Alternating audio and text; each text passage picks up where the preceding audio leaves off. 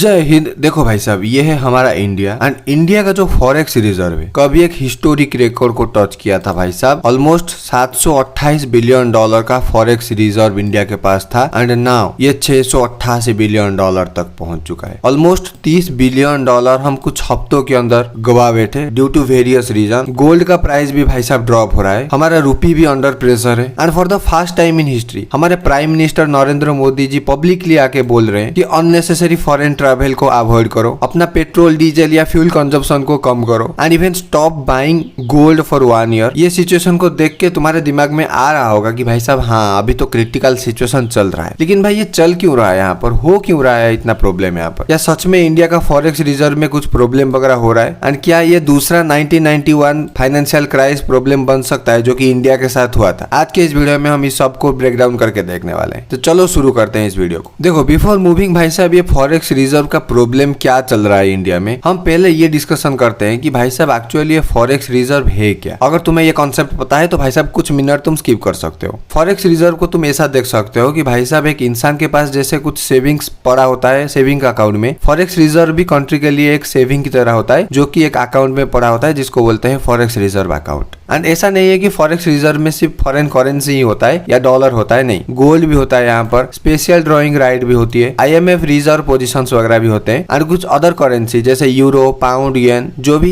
India को लगता है कि आने वाले टाइम पर उसका वैल्यू बढ़ेगा। अगर कुछ अदर कंट्री कुछ और रखना चाहे फॉरेक्स रिजर्व, उसको रख सकते हैं। बेसिकली एक सेविंग अकाउंट की तरह है जो कि पैसों से रिलेटेड कुछ भी प्रॉब्लम होगा तो वहां पर कुछ राहत दे देगा। एंड इंडिया फॉरेक्स रिजर्व को यूज कैसे करता है, हम पेट्रोलियम प्रोडक्ट के लिए गल्फ कंट्री के ऊपर डिपेंडेंट है, तो पेट्रोल इंपोर्ट करने के लिए हमको फॉरेक्स रिजर्व की जरूरत होती है और रुपी की वैल्यू दिन ब दिन गिर रहा है, उसको स्टेबिलाईज करने के लिए फॉरेक्स रिजर्व यूज होती है। कैसे बताऊंगा। अगर कुछ इंटरनेशनल डेप्ट को पे करना है, जैसे हम जापान वगैरह से कुछ लोन लाए और उसको पेमेंट करने की बारी आ गई, तो वहां पर फॉरेक्स रिजर्व को यूज करके हम पेमेंट करते हैं। एंड ग्लोबल क्राइसिस के टाइम पर जो भी इमरजेंसी सिचुएशन होता है, जैसे अभी हुआ है भाई साहब, पेट्रोलियम प्रोडक्ट मिल ही नहीं रहा है एंड प्रॉब्लम बहुत ज्यादा हो रहा है, इस टाइम पर भी फॉरेक्स रिजर्व बहुत ज्यादा यूज होती है। और अगर एक कंट्री के पास फॉरेक्स रिजर्व शून्य हो गया या पूरी तरीके से डाउन हो गया तो भाई साहब उसको इंपोर्ट करने के लिए बहुत ज्यादा प्रॉब्लम होगा। कोई भी कंट्री वैसे ही माल इंपोर्ट करके नहीं देगा क्योंकि उसके पास फॉरेक्स रिजर्व भी नहीं होगा, तो पेमेंट ही कैसे करेगा भाई तुम बताओ। फॉरेक्स रिजर्व होता तो हाँ ठीक है लोन में दे दो, उसके पास तो पैसा है, आने वाले टाइम पर हम उस पैसे को ले आएंगे, लेकिन उसके पास पैसा ही नहीं है तो भाई साहब कैसे हम किस भरोसे दे देंगे भाई, आने वाले टाइम पर पैसा मिलेगा। एंड फॉरेक्स रिजर्व की वजह से भाई साहब फ्यूल प्राइस बहुत ज्यादा बढ़ सकते हैं, करेंसी तुम्हारा कोलैप्स हो सकता है एंड इन्फ्लेशन बहुत स्पीड से ग्रो कर सकता है एंड तुम उसको कंट्रोल नहीं कर सकते। और ये चीज इंडिया को कैसे पता है भाई साहब, क्योंकि हमने एक बार इस चीज को फेस कर लिया है 1991 के टाइम पर, जब हमारा LPG एक्ट वगैरह पास हुआ था एंड इंडिया ग्लोबल मार्केट के लिए खुला था। ग्लोबल मार्केट खुलने का कारण ही यही है कि भाई हमारे पास फॉरेक्स रिजर्व कुछ हफ्तों का पड़ा था एंड हम भूखे बनने वाले थे। देखो 1991 के टाइम पर हुआ क्या था, इंडिया का जो फॉरेक्स रिजर्व है ये भाई साहब बहुत ज्यादा गिर गया था। क्यों गिर गया था? क्योंकि इंडिया को बहुत ज्यादा इंपोर्ट करना पड़ता था एंड एक्सपोर्ट के लिए इंडिया के पास कुछ था ही नहीं एंड फॉरेन प्लेयर को इंडिया में आना अलाउड ही नहीं था भाई साहब। सब कुछ गवर्नमेंट कंट्रोल करता था इंडिया में और कुछ चुनिंदा प्राइवेट प्लेयर कंट्रोल करते थे। So that we had the problem कि भाई साहब हमारा फॉरेक्स रिजर्व भी नहीं है यहाँ पर एंड उसके ऊपर भाई साहब गल्फ के अंदर वार वगैरह चलने लगा भाई और यहाँ पर बहुत तबाही हुई एंड उस वजह से हमारा पेट्रोलियम इंपोर्ट भी रुक गया, तो इंडिया में हो गया इन्फ्लेशन। तो इतना सारा चीजें होने के बाद जो फॉरेन इन्वेस्टर है या इंडिया के इन्वेस्टर भी हो वो अपना पैसा विड्रॉ करने लगे क्योंकि उनका कॉन्फिडेंस ही इंडियन इकोनॉमी पर गिर गया एंड इंडियन इकोनॉमी बहुत ज्यादा वीक हो गया उस टाइम पर। एंड उस टाइम पर इतना ज्यादा प्रॉब्लम हो गया था कि भाई साहब हम लोग अपने जो गोल्ड के रिजर्व है, ये जो बैंक ऑफ इंग्लैंड है, वहां पर बंधक रखे एंड कुछ पैसे लाकर अपना इकोनॉमी चलाने की कोशिश करे। एंड वो टाइम इंडिया के लिए बहुत ज्यादा शेमफुल था, जहां पर इंडिया को पूरी दुनिया एक बर्बाद कंट्री की तरह देख रही थी। लेकिन वही जो काम करा इंडिया ने, अपना गोल्ड को दूसरे कंट्री पे रख के उसके बदले कुछ पैसा लाया, उसी की वजह से हमारा इकोनॉमी खुल के बहुत ज्यादा ग्रो कर पाया अभी तक। एंड उस time prime minister PV Narasimha Rao and जो फाइनेंस मिनिस्टर मनमोहन सिंह थे, उनके वजह से इंडियन इकोनॉमी वहां पर रिवाइव कर पाया। इंडिया अपना इकोनॉमी ओपन किया, प्राइवेट प्लेयर को, प्राइवेट बिजनेसेस को एनकरेज किया एंड कम्युनिकेशन किया भाई साहब ग्लोबल मार्केट के साथ, इंटीग्रेशन कर लिया भाई कि आने वाले टाइम पर ग्लोबल प्रोडक्ट भी इंडिया में बेचा जा सकता है। एंड उसके बाद इंडिया कभी पीछे मुड़कर अभी तक तो नहीं देखा है। लगभग उस टाइम के बाद भाई साहब 3 डेकेड हो गए हैं एंड फॉरेक्स रिजर्व हमारा अगर देखोगे रैपिडली ग्रो किया है। जो 4-5 बिलियन डॉलर का फॉरेक्स रिजर्व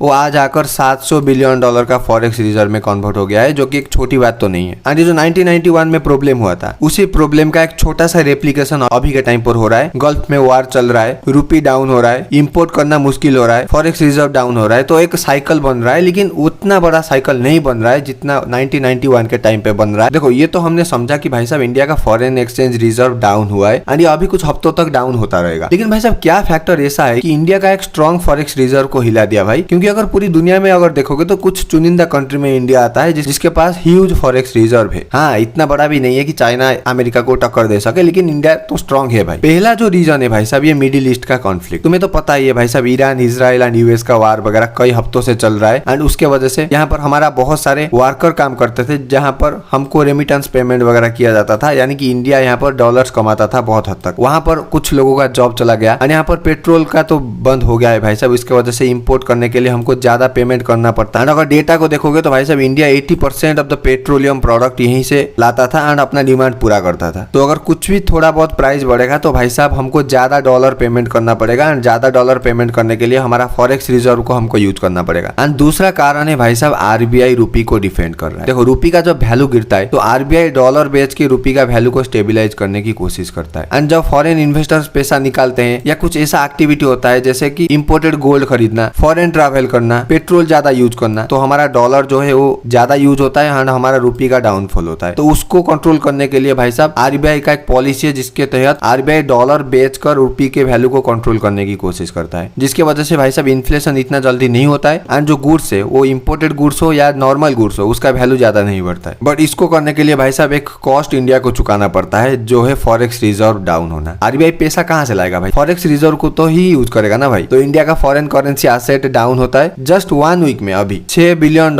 का इंडिया का फॉरेक्स रिजर्व डाउन हुआ है। अभी अगर तुम देखोगे भाई साहब $688 बिलियन का फॉरेक्स रिजर्व हमारा है एंड अगर कुछ 10 दिन पहले देखोगे तो भाई साहब $696 बिलियन का फॉरेक्स रिजर्व हमारा था एंड कुछ हफ्तों के अंदर तो भाई साहब हम $30 बिलियन फॉरेक्स रिजर्व गवा बैठे हैं, जो कि मैंने अभी डिस्कशन किया था। एंड जो तीसरा कारण है वो है भाई साहब gold price and reserve value changes. Gold price अगर ज्यादा वोलेटाइल होगा, अगर बढ़ेगा तो भाई साहब हमारा फॉरेक्स रिजर्व का वैल्यू बढ़ेगा। अगर गोल्ड का प्राइस डाउन होगा तो फॉरेक्स रिजर्व का वैल्यू ऑटोमेटिक गिरेगा। पेपर पर तो गिर ही जाएगा भाई साहब। आरबीआई को कुछ करना पड़ेगा या नहीं पड़ेगा उससे कोई फर्क नहीं पड़ता। एंड जो रिजर्व वैल्यू है, लेट्स सपोज डॉलर स्ट्रांग हुआ तो उसके अगेंस्ट में यूरो वीक होगा, येन वीक होगा एंड अदर कुछ करेंसी जो हम रखे हैं वो वीक होगा। Just ignore the background sound. And उससे क्या होगा कि ऑटोमेटिकली फॉरेक्स रिजर्व का वैल्यू गिरेगा। इवन पेपर पर तो गिर ही जाएगा, एक्चुअल मार्केट में गिरे या ना गिरे कुछ फर्क नहीं पड़ता। एंड इसके वजह से मोदी जी ने मैसेज दिया था कि भाई साहब पेट्रोलियम प्रोडक्ट को यूज कम करो। फॉरेन ट्रैवल अगर करते हो तो अननेसेसरी फॉरेन ट्रैवल मत करो। घूमने वगैरह के लिए एटलीस्ट 1 साल के लिए तो मत जाओ। जब देश संकट से बाहर निकल जाएगा तब चले जाना। फ्यूल कंजप्शन लिमिटेड कर दो। इन सब एक्टिविटी की वजह से भाई साहब इंडिया का डॉलर का बहुत ज्यादा इनफ्लो और आउटफ्लो का एक्टिविटी बढ़ता है। खैर इनफ्लो तो बहुत कम होता है लेकिन आउटफ्लो अगर देखोगे तो बहुत बढ़ जाता है। तो ये मैसेज प्रधानमंत्री जी से सिंपल सा है कि भाई साहब फॉरेन करेंसी को अभी बचाओ अगर तुम्हें इन्फ्लेशन वगैरह को ना देखना हो तो तुम्हें क्या लगता है कि भाई साहब इंडिया डेंजर सिचुएशन पर है? क्या इंडिया अनदर 1991 स्टाइल के क्राइसिस को फेस करेगा? द आंसर इज भाई साहब नो।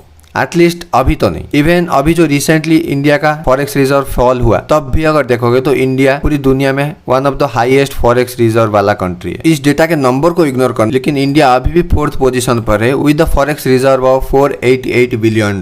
एंड चाइना सबसे ज्यादा फॉरेक्स रिजर्व कैप्चर करके बैठा है भाई साहब ऑलमोस्ट $3,500 बिलियन का, क्योंकि चाइना इंपोर्ट बहुत कम करता है एंड एक्सपोर्ट बहुत ज्यादा करता है उसके वजह से। एंड अगर 1991 के टाइम को देखोगे एंड अभी के टाइम को देखोगे तो इंडिया का इकोनॉमी बहुत ज्यादा बढ़ चुका है। इंडिया कुछ बिलियन डॉलर का इकोनॉमी 1991 के टाइम पर था एंड अभी लगभग $4 ट्रिलियन का इकोनॉमी है। तो इतना ज्यादा प्रॉब्लम अभी तो नहीं होगा जैसे 1991 के टाइम पर हुआ था। एंड हमारा बैंकिंग सिस्टम अभी बहुत ज्यादा स्टेबल है एंड इंडिया के पास अभी बहुत ज्यादा अच्छा खासा ग्लोबल क्रेडिबिलिटी है इन कंपैरिजन टू 1991 के टाइम पर इंडिया को एक गरीब देश की तरह ट्रीट किया जाता था, बहुत ह्यूमिलेट किया जाता था, लेकिन अभी ऐसा सिचुएशन नहीं है। बट ये जो प्रॉब्लम हुआ है ना भाई साहब, ये जो फॉरेक्स रिजर्व अभी डाउन हुआ है एंड अभी हम लोग जो $8 बिलियन का फॉरेक्स रिजर्व डाउन देखें, ये एक वार्निंग साइन है कि अगर ऑयल प्राइस कंटिन्यूअसली राइज करता रहा एंड ये जियोपॉलिटिकल कॉन्फ्लिक्ट जो है ये ज्यादा देर तक चला एंड अगर फॉरेन इन्वेस्टर्स इंडिया से ज्यादा पैसा निकालने लगे तो रुपए के ऊपर बहुत ज्यादा प्रेशर पड़ेगा एंड आने वाले टाइम पर इंडिया को इन्फ्लेशन को देखने के लिए रेडी होना पड़ेगा। And that's why RBI is acting carefully and government try कर रहा है कि भाई साहब कंट्रोल किया जाए डॉलर के आउटफ्लो को। तो इसीलिए प्राइम मिनिस्टर नरेंद्र मोदी जी को आकर पब्लिकली बोलना पड़ा कि भाई साहब खरीदो कम गोल्ड, ऑयल,